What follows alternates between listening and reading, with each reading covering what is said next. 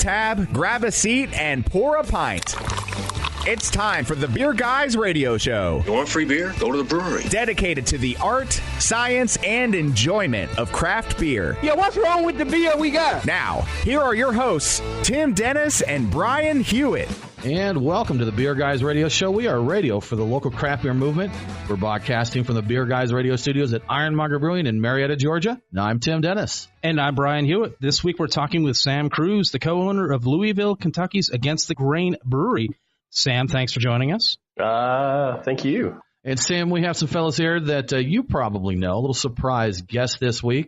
I believe there's a little collaboration action going on with you guys. We have Fish Scales and Skinny Deville from Nappy Roots and Atlantucky Brewing. What's going on? Good to see you guys. Or what up, Sam? How you doing? For sure. Man, thank y'all for having us, too. Beer Guys Radio is always a pleasure. Thanks, man. We appreciate it. We'll talk a little more about your collab and what's going on with you guys here in just a little bit. We're just going to hang out and have a few drinks. That sounds like that's what we like to do, man. It sounds like a perfect plan. Cool. So another busy beer week. Not too busy for me. I had a good time, but I took it a little easy overall. Went out last weekend, went to a Jekyll's anniversary party. Sure. They had 55 beers on tap there. That's an insane number of beers. How many of those did you try? 54. I missed one of them. I don't know which one it was. Yeah. Good stuff. Well, they had a mango pony ride. Mango pale ale that I really enjoyed. Was it the mango or guava? Guava. It was guava. Thanks. Yeah. You're right, Brian. It was guava. Yeah. It was. So enjoyed that. Had a little barbecue. Went down, had some barbecue, and got something that I don't get to do very often anymore. Went by and had a cigar. Went to one of my old favorite cigar shops, sat down there, and had a cigar and just relaxed. Brian, how was your week? So mine was eventful. I also went to Jekyll, and, I like that guava pony ride, but I got to tell you, I was there until fairly late. And the ones that really spoke to me were their anniversary IPAs. They had an Alpha, Bravo, and Charlie. And I think all of them would do exceptionally well if they were put into distribution. But that Bravo was on point. That was delightful. Yeah, you doubled down. You you went to the anniversary, drank a bunch of beer, then went and loaded with barbecue and cigars, and then round two time, right? And I mean, as long as I was back there again, close by, I'm like, yeah, all right, I've got some tickets. I'll go back in. And, I found some Sweetwater's 420 strain G13 IPA on tap in my area over in Brookhaven. Checked out a new place. Was really excited about that. Got that in. Got a little Red Brick in Bloom IPA, which I had missed before. Was pretty excited about that. And I continued my drink or drain pour exploration of the older beers in my cellar, Tim. Okay, how's that going? So I think I got 1 or 2 out of a 6-pack of old Flying Dog beers. The lighter ones did not age well. No surprise, not their fault, my fault. But their Pearl Necklace Chesapeake Stout held up really well after 4 or 5 years. Very cool. Awesome. Yeah. Sam, did you get into anything interesting up there in Kentucky? Yeah, actually, yes. Yeah, and oddly enough, I drank a lot of beer this weekend. Well, I had a bunch of Coors Lights. Ooh, don't get too wild there, man. My girlfriend and I did some yard work, and she works for Goodwood Brewing here in Louisville, so I had a bunch of beers from them, and then, of course, some of my own from Against the Grain. And then we made the fatal mistake of going out to meet some friends on the boat at about 11:30 at night. And that's where the Coors Light hit. Oh, woo. Okay. That's, when you go out at that time, it's bad news right there, right? The next day it was, why did we do that? Why? I wanted to ask, how often do you drink other beer outside of your own? And I guess you do a lot, apparently, according to your all the time, yeah. I love the beer we brew, but I have it all the time, so I really like to try what's going on in the world. And then I'm really at a place now where it kind of depends on what I'm doing. Like if I'm out working in the yard, I'm not having stouts by somebody else. Who's making lager, Sure. That's time for a London Balling if there ever was one. Right. Indeed. Yeah. We hear from a lot of brewers here, though, you're so busy making your own beer, you don't always get a chance to get out and try all the others. So when you get a chance, you get out there and explore the other beers that you can. That's true. Yeah. Well, absolutely. I travel for sure. Skinny Scales, you guys get into any interesting beers this week? Actually, we went to Scofflaw. Okay. First time stopping together. Oh, yeah. Hollering at the guys over there, JP and everybody. Had their, I don't know if I can say that. You can't. We'll be not at all. So, yeah. Let me just make a note here, Skinny. XXX arthritis. Yeah. It's pretty good, for a cause, good cause. So that was interesting. No more than the normal that I consume as I tour across the country. So. Do what you do, right? Skills, how about you, man? Pretty much the same thing, same trip. Gotcha. I've been trying to get the Skyflaw since we hung out with them at Decatur Beer Festival, right? And that time we hung out at Decatur Beer Festival came all the way back around because we walked into Skyflaw and it's like, hold up, do we know anybody? Right. Do we know anybody? And our guy Joel, one of the brewers that you introduced me to. We seen each other and we had a moment, and from there on it was just all good. Talking with the owners. Yeah, but just networking a year ago came all the way back around. That's the way it goes, man. Good stuff. Beer community is good in Atlanta. You know what, Tim? I think it's time for our beers of the week. Crack open a cold one. It's the Truck and Tap Beer of the Week. Woo-hoo! Craft beer and food trucks in downtown Woodstock. Truckandtap.com. Brian, we have an awesome selection of beers. We're against the grain. It's all about against the grain this week. So we started off, we pre-gamed with their, it's called Palm and Grab It. Palm and Grab It. Couldn't see the can there. It was turned on me, but Palm and Grab It. That was a really tasty beer. We've got just a ton of them, Brian. We have 35K. Nappy Roots brought a 70K that we're getting into the South. We have Stave It for later, Maple Bach and pastries, some Kentucky Fried Chicken, London Balling, barley wine, which is unquestionably the best barley wine available. So we're going to get into that. Common Noodlin'. I don't know if I said that right. And another pregame beer, we had New Realms Hazy Like a Fox. Those sound wonderful. Very good. So, Brian, let's find out what's happening in the news. What's in the news? The beer guys have the scoop. Extra, extra, read all about it. Time for headlines. All right, in some interesting local news, we've got the Department of Revenue raiding a homebrewing meeting in Atlanta, Georgia, which is not even Atlanta, Georgia. It's over in the northern suburbs, which is kind of weird and worse, actually, when you think about it. It's not a hub of traffic. This was reported on a local beer forum. Apparently, somebody tipped off the Department of Revenue or complained to them or whatever that a bottle share was taking place in a growler shop. So it wasn't a bottle share, but those do frequently happen at homebrew meetings, so it's hard to say what was really going on. And that bottle share in a growler shop is not actually legal in the state of Georgia or probably other states, Tim. It was originally mentioned as though these were ATF agents coming in, which got us really excited. I'm like, how on earth does the ATF, how are the feds on this? And yeah, it's very weird. It's strange, but what you need to be aware of is your local laws regarding bottle shares, home brews, and where you can drink and bring these things. Right. That's very important. Georgia's law states that you cannot take homebrew into any facility that is otherwise licensed under the alcohol beverage code. So a brewery, a growler, bottle shop, restaurant that serves alcohol, you are not allowed to transport homebrew in there. There's a lot of other regulations, and I know things vary state to state. But I thought it was interesting that they're paying attention to that stuff, that they're going out there and, going after homebrew clubs. You have to keep in mind, if you put it on social media, they are seeing these things and they are possibly acting on them, and you don't know. So this could be the tip of the iceberg at this point. Archaeologists have discovered the oldest direct evidence of beer in Mesopotamia. That we're talking about actual beer residue. They have known for a long time that beer was both available and important in the ancient world. It's in ancient writings, ancient drawings, but they haven't had much luck tracking down actual physical evidence. So these archaeologists have used a new technique, and they have discovered residue of 2,500-year-old beer in clay cups in northern Iraq in a site called Kani Masi. So the evidence included both evidence of fermentation and barley. Together they mean beer. And by their powers combined. Yes, by their powers combined, they make beer. By the power of Beer Skull, we have the power. The problem they had before in tracking these down really comes down to sunscreen.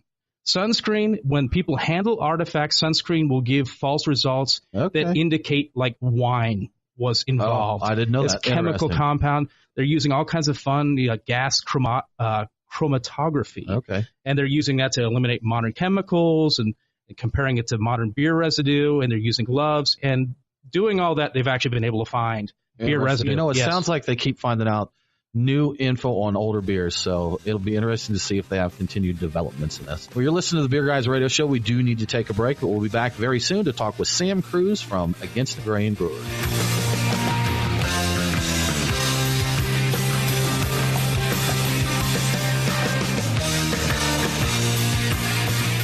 It's Brian and Tim, the beer guys. If you're like us, no lunch or dinner is complete without a pint or two of craft beer. Which is why Truck and Tap in downtown Woodstock and Alpharetta are always on our list. Tim, why do they call it Truck and Tap? Well, the tap part is easy, Brian. They've got 18 of them. As for the truck part, that's where it gets interesting. Truck and Tap features your favorite Atlanta area food trucks daily, so that way you're getting a different menu every day. Truck and Tap in downtown Woodstock, Alpharetta, and coming soon to Duluth in 2018. Truckandtap.com. Let them know that the beer guys sent you. Craft beer forged with a reverence for tradition and new styles that start a revolution. Ironmonger Brewing. The brewers at Ironmonger Brewing pride themselves at being masters of barrel-aged, hoppy, and sour beers. They invite you to their tap room in Marietta, Georgia to taste and see. Also visit their barrel room for an intimate drinking experience with great live entertainment. Keep up to date on all things Ironmonger by liking them on Facebook. Ironmonger Brewing, establishing a new standard in craft beer.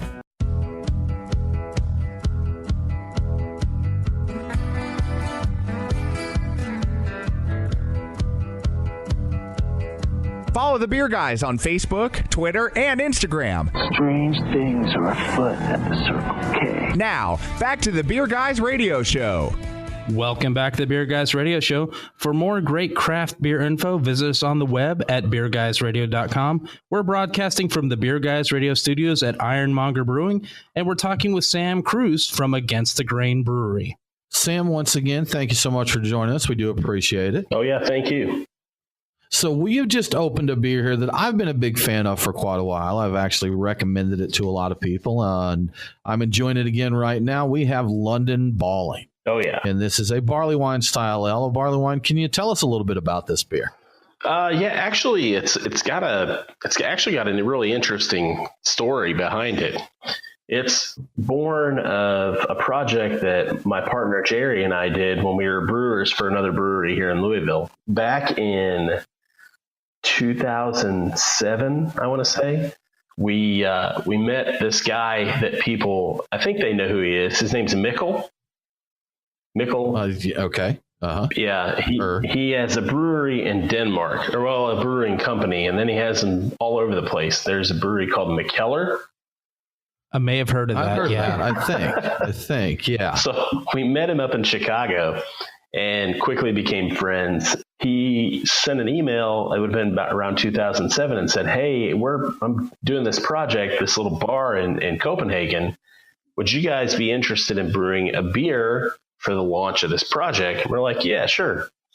So he said, whatever you think is right. And we had always wanted to mess around with different wood aging or different effects on a barley wine, and English barley wine specifically, because really the only standard that you had at the time was, as far as experimental stuff, was that J.W. Lee's barley wine. So, oh yeah, right. yeah. And then you could get a Calvados version of that in Scotch, peated barrel or whatever, but I think it was like a Lafroig or something like that. I remember that. Yeah, those were cool back in the day. Really good beers, but you just never knew what you were going to get because it aged or had been beat to hell on the ocean, brought over to us in the U.S. So we took that idea that we wanted to mess around with that and did several different treatments on the same barley wine recipe that we'd been working with, and really landed on this sweet spot with bourbon barrels and barley wine. And oddly enough, the age of the bourbon is the specific age statement for the bourbon barrel mattered as well. So, we messed around with that and landed on that spot and sent it out. And that was the most popular one at the time. So fast forward, Against the Grain opens and we're like, well, let's do a barley wine. We want to do one. And the only reason we wanted to do it was because of the name. London Balling. Just the name. Yeah, we were wondering about that, about certain beers that were more inspired by the names than the beers themselves. Yeah. We're kind of kicking around what's a good name for a beer, and London Balling came up, and it's actually there's the London Calling reference, but Balling is degrees Balling, which is a homebrew reference to the gravity of the beer. And okay, London being that this is multi-layered. Yeah. So it was well, what beer should we make? Will we go back to our library of what's the good that we've done in the world in the past. And it was like, oh yeah, well, one time we made this beer, that had this specific treatment of wood, and it was London Balling. And what makes it really special is that it's just a standard English barley wine. Like, it's nothing crazy. I think anybody who can make a barley wine or can make it well can make that beer. But the barrels that it goes into, and this is not to discount the beer or anything like that, but marrying that specific flavor profile with the barrels makes sense. The barrels are 5-year-old, like they're young whiskey barrels. So you want all the vanilla and all the good things coming out of the barrel, out of the wood, available for the beer as well. So we didn't go some crazy. So you get more of that in a young whiskey barrel, is what you're saying. Yeah. More of the vanilla, more of those notes. Okay. Mm-hmm. So we chose the right age statement barrel for that beer, and I think they just marry very well. We'll give a couple of these, and you'll give a third definition to the ball and on the list. Yeah, I'm already thinking of just doing it big in London. Yeah, it's ready to go, huh? Absolutely. Sam, question for you. We want to talk a little bit about, of course, Against the Grain. And one of the first questions we had, location, something we find interesting. We talked to the guys not long ago at the Terrapin ATL Tap Room, which is located inside SunTrust Park, the Brave Stadium here. And we kind of got to thinking about how many breweries are located in baseball stadiums, and there's very few. And you are one of those, correct? You're inside the minor league stadium there in Louisville, right? That's right. Yeah, we're the southeast corner of the complex. Yeah. So being attached to a baseball stadium, how does that impact the way you operate the brewery? I think you've got it wrong. Okay. All right. I think. Or how does the brewery being there operate? Let's be corrected. Yes. Yeah. Okay. We've never thought of us as being attached to a baseball stadium. We've always thought of Against the Grain, and there happens to be a baseball stadium attached to us. Okay. And that's really, oddly enough, that's kind of how you have to do it in Louisville. The story about how we got the location is fairly relevant to that. So my partners and I, when we're looking to launch Against the Grain, we had done all the work we could, but we were severely underfunded and really severely inexperienced at the time of opening as far as running a business to get a space. And we had shopped the city for different locations and developers who would invest in us and help us build a building and all that. And to be quite honest with you, failed at every corner. Nobody would do it. So Against the Grain was not going to launch anywhere else. Well, kind of like dumb luck, the planets align. We parked at Slugger Field to consolidate our vehicles to go to a meeting to have our to be kicked in the stomach and told no, we're not going to do this. and so we went back to our cars at Slugger Field, and there was a bar there called Browning's. And we're like, all right, let's go in and have a drink and talk it over. Well, Browning's was actually a brew pub, and we're in there and we're having our beers, which were sadly, I hate to say it, was a brew pub with no beers brewed by the brew pub. There was PBR and some other stuff that okay.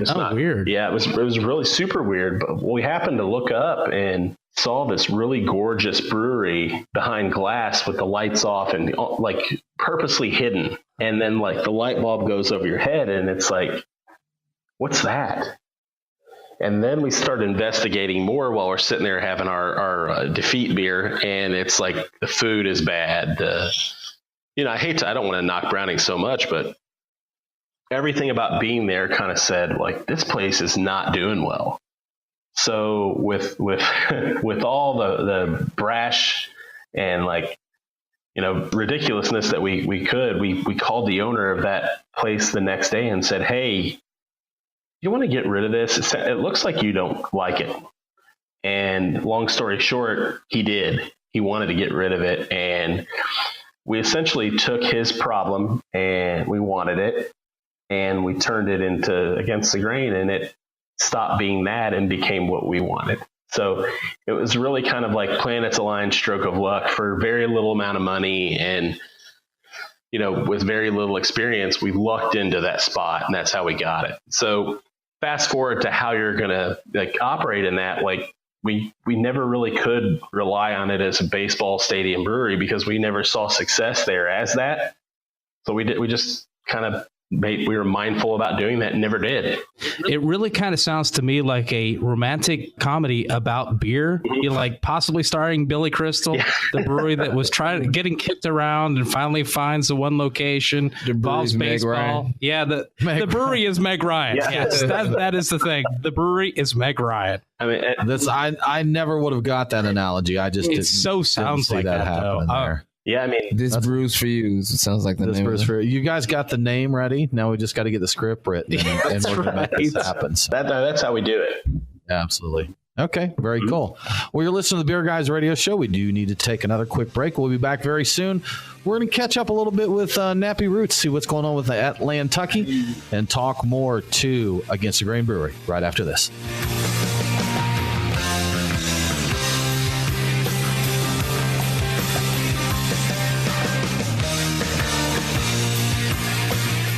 Looking for a great way to promote your business? Cedar Stream has what you need.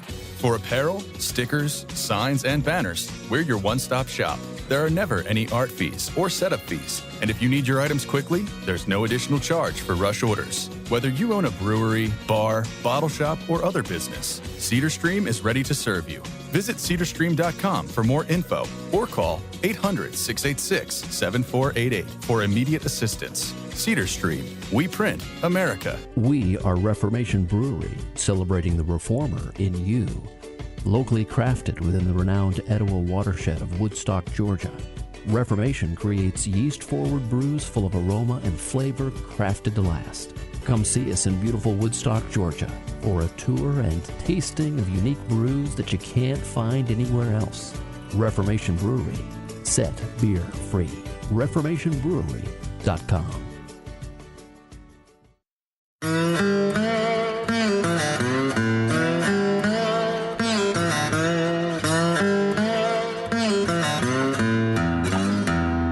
Follow the Beer Guys on Facebook, Twitter, and Instagram. Cannonball coming. Now, back to the Beer Guys Radio Show. Welcome back to the Beer Guys Radio Show. I want to give a quick shout out to one of our great radio affiliates, Clay 1180 AM in Tacoma, Washington. Catch Beer Guys Radio every Saturday at 1 p.m. Pacific on KLAY 1180 AM. We're broadcasting from the Beer Guys Radio studios at Ironmonger Brewing, and we're talking with Sam Cruz of Against the Grain Brewery. We are, and you know what, real quick before we get back, we're going to talk to Sam more here in just a minute, but we're going to talk here a minute with our friends from Nappy Roots Atlantucky Brewing and see what they've been up to. So, guys, you got back recently from the Great American Beer Run tour, correct? How'd that go? What did you run into on the Great American Beer Run? It was exciting. It was a 2-week tour. We went about 14 days and hit about 10 cities. We started off in Evansville, Indiana. And what was the brewery we hit there? Carson Brewery. Carson Brewery. They had a very nice selection of beer. And it was cool because, like, starting in Evansville, we didn't plan on going to Carson Brewery. But as we're doing shows, people are starting to come to us now. It'd be like, tomorrow before y'all leave, you got to come. Word's getting around. They're letting you know about those breweries, right? It used to be come to see our studios, but now it's come see our brewery.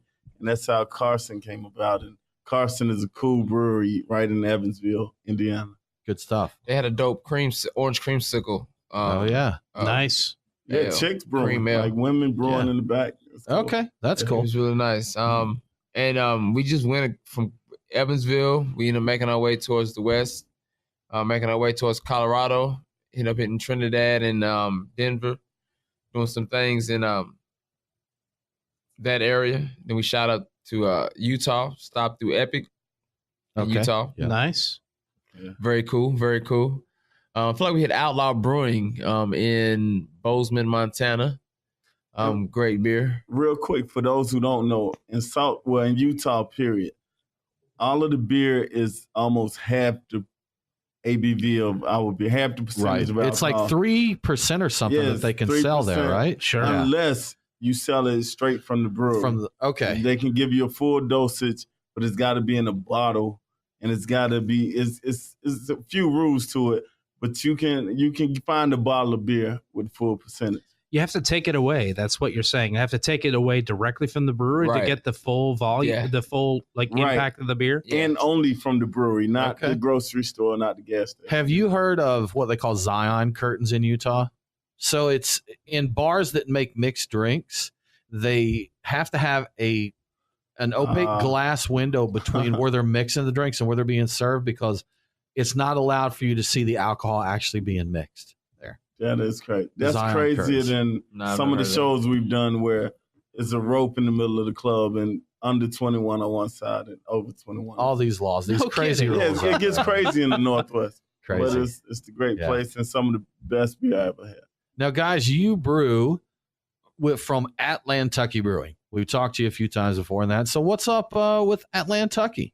I saw the videos you guys have been putting on YouTube, and I see the brewery, the man cave / brewery, is came along quite nicely there. You've seen it from the beginning. But first, I want to say, man, thank you to Monday Night Brewing and Against the Grain for really, lifting us up and giving us a good head start in the game, giving us a good start, period, and giving us some credibility in the whole beer game, as well as motivation. So, but yeah, we're coming up more and more, man, just adding pieces to our nano brewery, and continue to follow our passion as making beer.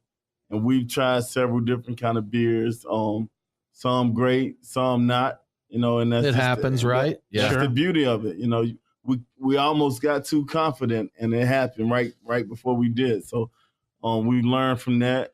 Actually, 2 beers went bad, so we really learned that we have to watch everything and stay humble and continue to grow. But check us out at Atlantucky on Instagram. You'll see us step by step, building Atlantucky. Good stuff, guys. We'll definitely keep up with what's going on. And thanks again for joining us. Always a fun time hanging out with you guys. Sure. So, yes, sir. Mr. Sam Cruz, let's get back to Against the Grain now. Sam, you still with us there? Mm-hmm. A little sidebar there, but we've opened your Stave It for Later here barrel series maple Bakken pastries. Mm-hmm. And it says here this is a pastry style doppelbock brewed with West Virginia maple syrup. So this is awesome. I mean, very rich and smooth. And, that's something, Sam, I was going to mention on your barley wine and, on this doppelbock and that. There's no astringency. There's none of that dark malt astringency sometimes it gets in these kinds of beers. And I really, really like just a really smooth, doppelbock or barley wine or stout or anything. I don't like any of that astringency. So, but this is pretty awesome. The goal is to make something that people will drink more than one of. So try to make it, desirable. I didn't realize that West Virginia did maple syrup. That's an unusual thing for me. I mean, it's us neither. A friend from it's actually a collaboration. A friend from Brazil came, and I think it was Murata. I think that's what's on there. Or no. He was in any case. He introduced us to a guy who does maple syrup over there in West Virginia. As long as you've got the source. I want to change things around and talk about you recently partnered with an entrepreneur to open a brewery in Okinawa, Japan. How did that come about? Oddly enough, it was one of those chance meetings. We met some people from the government in Kentucky that were doing business with some Japanese guys, and we had a few drinks, and one beer led to another, and the next thing you know, we're talking to some people over there, and we're sending people over, and now we have a brewery. Okay. It just we accidentally opened a brewery in Japan. It happens there. I mean, oddly enough, I hate to say that it is such a kind of the way it happened there, huh?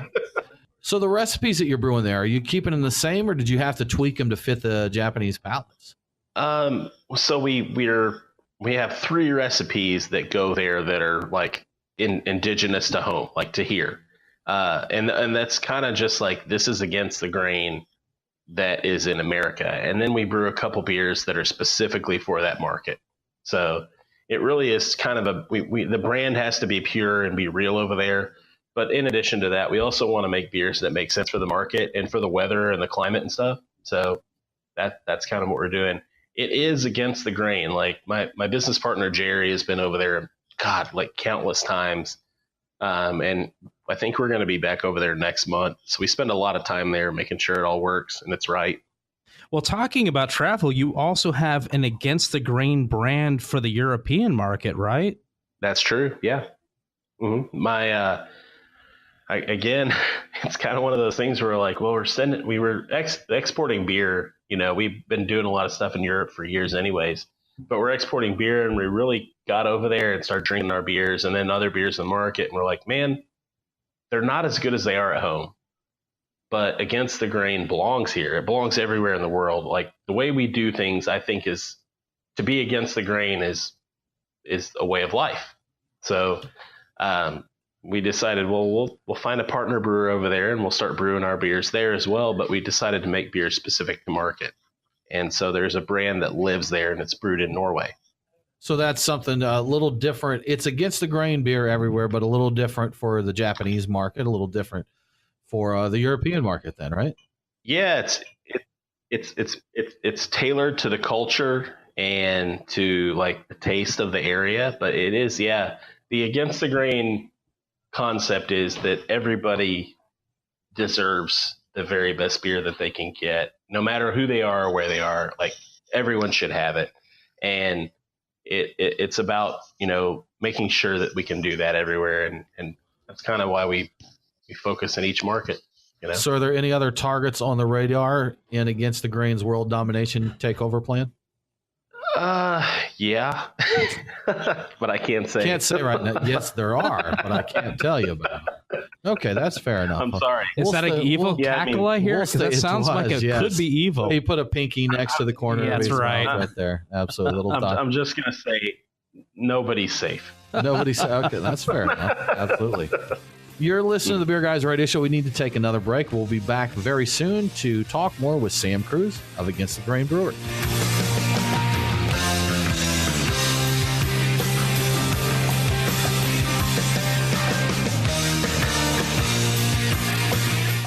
Are you thinking about opening a brewery in the Atlanta area? If so, take a look at the Park at Georgetown. This unique community will feature a collection of restaurants as well as a craft brewery located within the new JW Homes luxury development, Dunwoody Green. Conveniently located less than half a mile from I-285, this enclave of restaurants will be the gathering place in Dunwoody. Trim & Associates, the developer of the Park at Georgetown, wants to talk to you. For more information, call Stephen St. Paul at 404-256-2960, extension 5. That's 404-256-2960, extension 5. Craft beer forged with a reverence for tradition and new styles that start a revolution.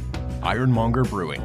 The brewers at Ironmonger Brewing pride themselves at being masters of barrel-aged, hoppy, and sour beers. They invite you to their tap room in Marietta, Georgia to taste and see. Also visit their barrel room for an intimate drinking experience with great live entertainment. Keep up to date on all things Ironmonger by liking them on Facebook. Ironmonger Brewing, establishing a new standard in craft beer.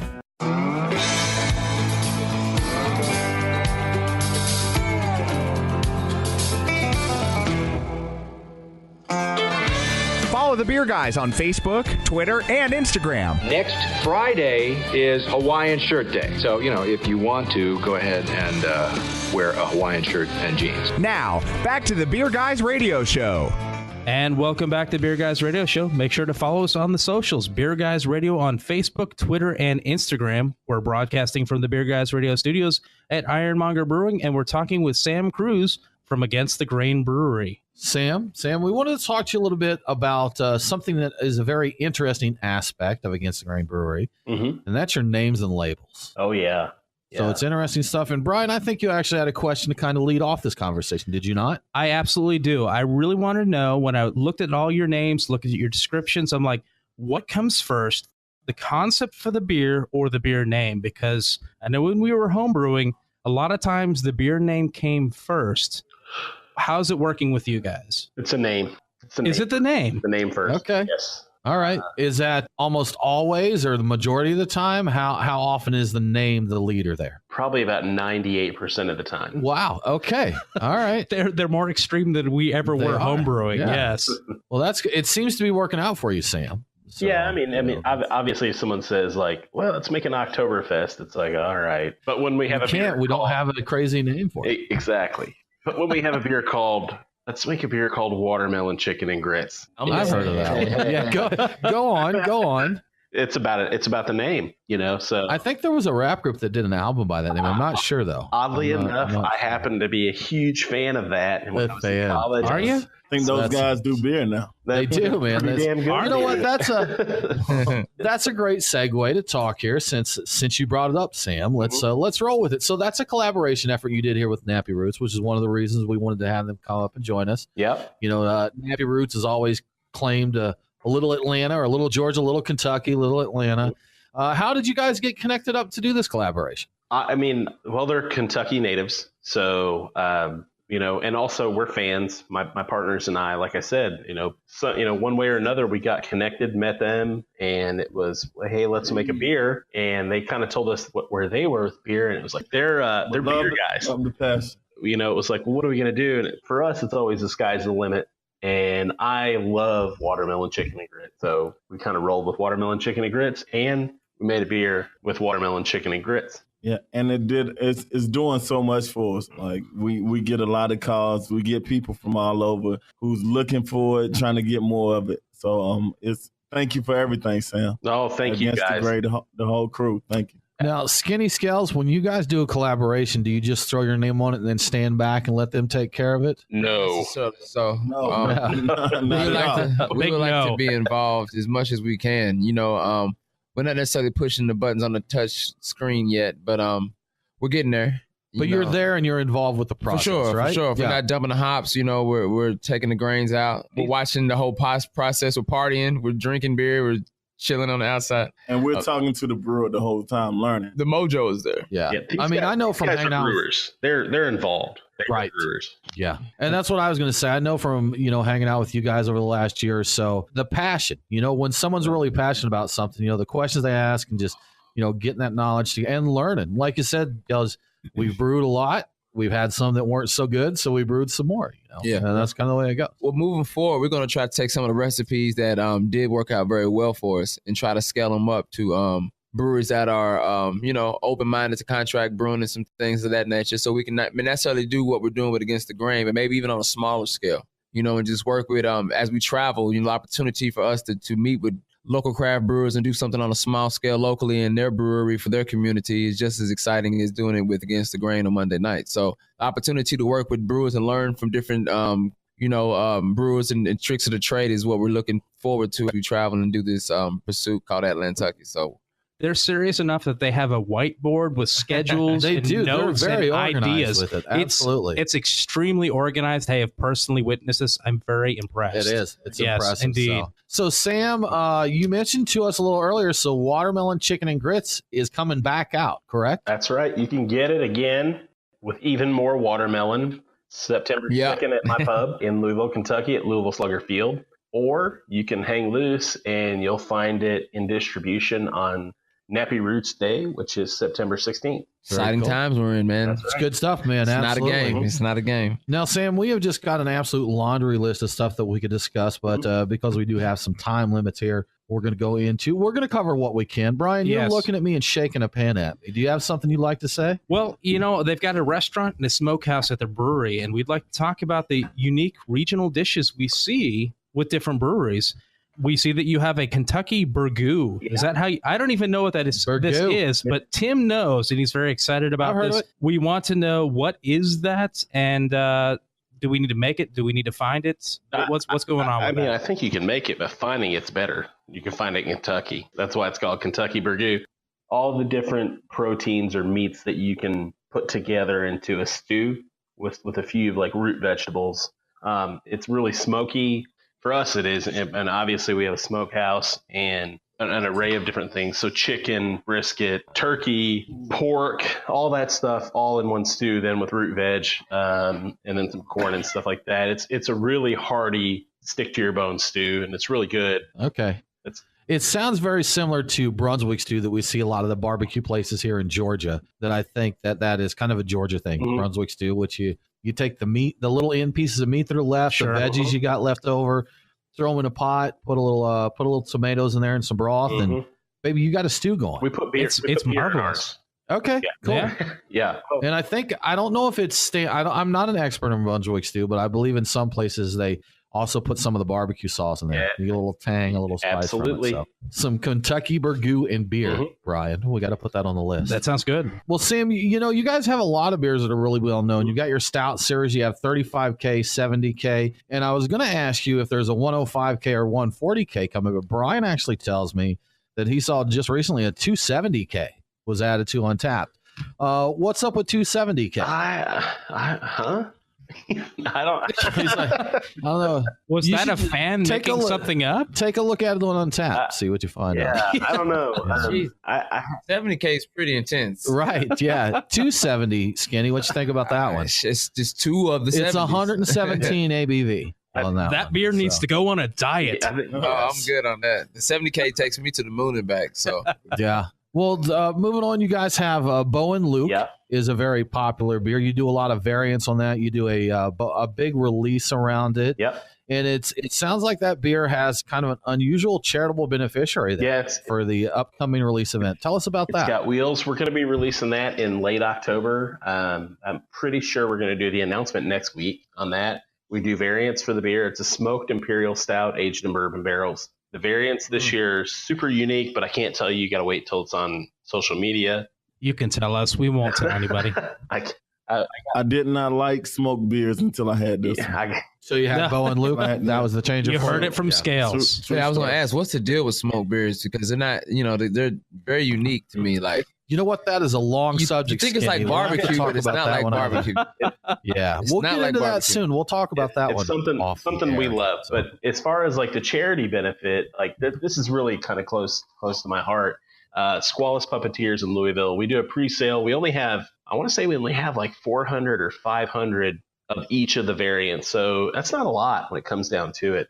Bottles of that. So the proceeds from a pre-sale for that will go directly to this organization called Squalus Puppeteers, and essentially they make these puppets and they do these shows and they do a lot of things to benefit kids that have been abused and that need some help and are looking for ways to communicate. And it's an incredible organization that I care a lot lot Well, Nappy Roots would love to get involved. Cool. There you go. They're there again, man. You got them on it again. Absolutely. Well, Sam, we're about to run out of time here, but what else can folks look out for from Against the Grain? We have so much going on. One of my the most favorite beers that we have is called McFanny Baugh, and it's a beer patterned after Islay Scotch, and it's one of my favorites that we've ever made. And it just, if you can get it, and if you can't, I'm sorry. And it won't hit national distribution. It'll just be spots here and there. But it is truly one of my favorite beers we've ever done, and it literally means. I think this is the most PC way I can say it. Son of. Wow. Didn't see that coming. Well, on that note, thank you so much for joining us, Sam. If people want to keep up with what's happening at Against the Grain, what's the best way to do that? Look for us online. You can go to www.atgbrewery.com. You can find us on Twitter, ATG Brewery, on Instagram, ATG Brewery, or Facebook, ATG Brewery, and if you want to follow us locally, ATG Smokehouse. Easy enough, right? Yep. Sam, thanks again. We do appreciate it. That about wraps it up for this episode of the Beer Guys Radio Show. Coming up next week, we'll be talking with Athens, Georgia's Monk's Mead. Remember to subscribe to Beer Guys Radio on iTunes, Stitcher, or your favorite podcasting app, and please do leave us a review. If you really enjoy the show, consider supporting us on Patreon. Just go to patreon.com/beerguys. Our patrons get early access to all shows, exclusive content, and other very cool swag.